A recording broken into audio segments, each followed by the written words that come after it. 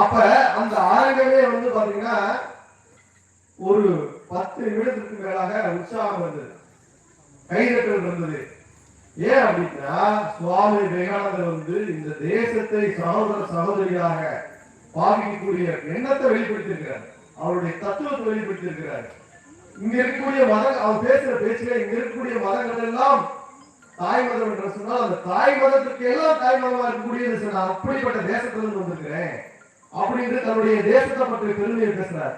உலக நாடு நரங்கள்ல நம்ம வெள்ளை ஆதிக்கத்தின் கீழே இருந்தப்ப இந்த நாடு இந்தியர்கள் என்று சொன்னால், பாரதியர்கள் சொன்னால் மிக காட்டுமிராண்டிகள், பாம்பாட்டிகள், பாம்பு பிடிக்கக்கூடியவர்கள், இவங்களுக்கு வரலாறு தெரியாது, அறிவு இருக்காது, தத்துவம் கிடையாது அப்படின்ற மாதிரி ஒரு கண்ணோட்டத்தை மாத்திட்டார் சுவாமி விவேகானந்தர்.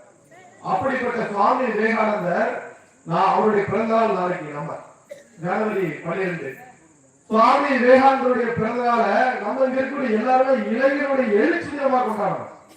இன்றைக்கு இந்த நாட்டில் பாத்தீங்கன்னா சுவாமி விவேகானந்தருடைய தத்துவம் தான் பல்வேறு இயக்கங்களா பல்வேறு விதமான சுதந்திர போராட்டம் இது மாதிரி இருக்கு. நேதாஜி சுபாஷ் சந்திர போஸுக்கு குரு என்று சொன்னார் சுவாமி விவேகானந்தர்.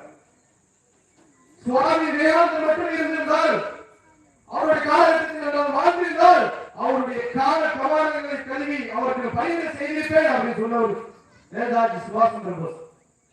அப்ப எந்த அளவுக்கு இந்த மகாநாயகர் சுவாமி விவேகானந்தர் வாழ்ந்திருப்பார் என்பதை தெரிந்து கொள்ள. அப்படிப்பட்ட சுவாமி விவேகானந்தருடைய கருத்தை ஒரு இடத்துல வருகிறார்.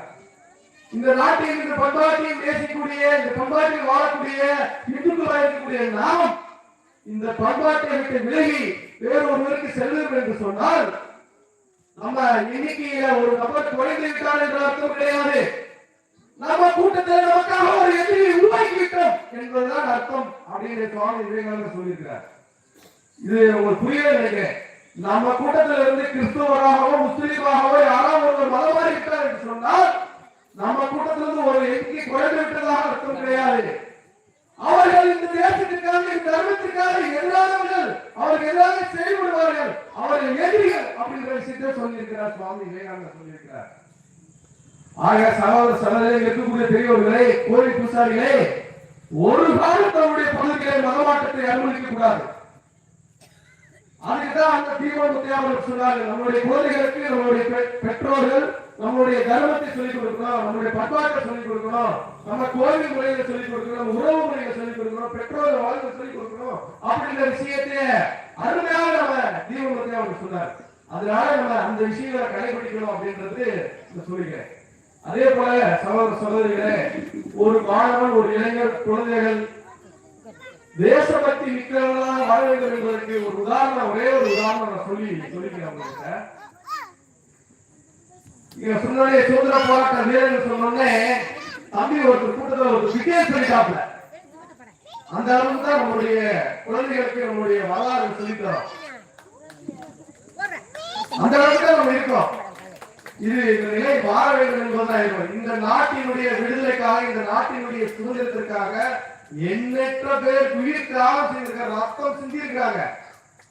அப்படிப்பட்ட வீர தீர வரலாறுகளை தெரிந்து கொண்டவர்கள் மட்டும்தான் வரலாறு படிக்க முடியும். விஜயை பத்தி பேசினா வரலாறு படிக்க முடியாது. அதனால நான் ஒரு விஷயம், ஒரே ஒரு சின்ன உதாரணம் சொல்கிறேன். ஒரு வீட்டுல 5-6 சிறுவர்கள் இருக்கிறாங்க.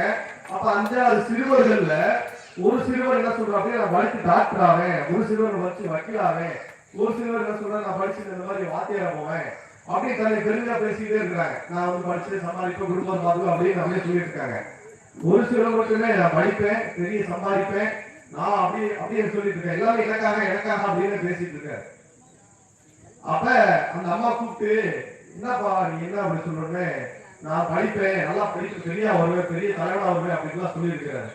அப்ப சுவாமி அப்ப அந்த சின்ன பையன் என்ன சொல்லியிருக்கிறார், அந்த சின்ன வயதிலேயும் என்னுடைய படிப்பும், என்னுடைய பதவியும், என்னுடைய பணியும், என்னுடைய மக்கள் பணியும், நான் மிகப்பெரிய தலைவனாகவும் இந்த தேசத்திற்காக அப்படின்னு சொன்னவர் நேதாஜி சுபாஷ் சந்திர போஸ்.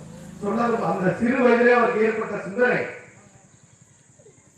உலகத்துல வெள்ளை ஏகாதிபத்தியத்துக்கு கீழே ஐசிஎஸ் படிப்பு, பட்டப்படிப்பு, இந்த இருக்கக்கூடிய ஐஏஎஸ் நிகழாக இருக்கக்கூடிய பட்டப்படிப்பு, அந்த பட்டப்படிப்பை இந்தியாவில் சுதந்திரம் பெறுவதற்கு முன்பாக இருந்த இந்தியாவில் பட்டம் படித்தவர்களுடைய எண்ணிக்கை பார்த்தீங்கன்னா சிறிதாக தான் இருக்கும். அப்படிப்பட்ட ஐசிஎஸ் பட்டப்படிப்பு படித்துட்டு